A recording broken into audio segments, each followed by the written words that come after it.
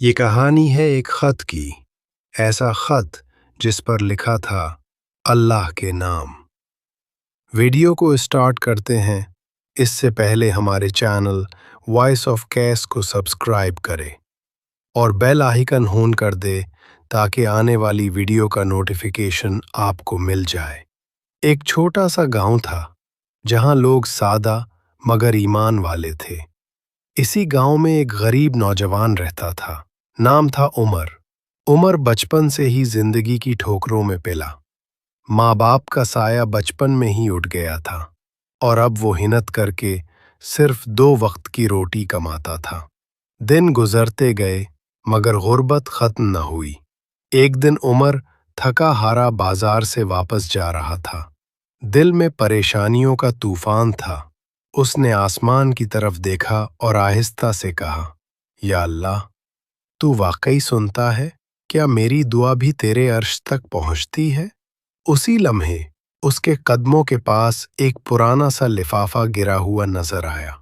لفافہ مٹی سے بھرا ہوا تھا مگر اس پر صاف لکھا ہوا تھا، اللہ کے نام۔ ایک بندے کے لیے عمر چونک گیا۔ دل زور زور سے دھڑکنے لگا۔ وہ لفافہ اٹھا کر بیٹھ گیا اور کانپتے ہاتھوں سے کھولا۔ اندر ایک پرانا کاغذ تھا مگر اس پر لکھی چند سطریں اس کی زندگی بدلنے والی تھیں۔ خط میں لکھا تھا، اے اللہ کے بندے، جب تجھے لگے کہ دنیا تیرے خلاف ہے تو جان لے کہ تیرا رب تیرے ساتھ ہے۔ جب لوگ تجھے چھوڑ جائیں تو یاد رکھ، اللہ کبھی تجھے نہیں چھوڑتا۔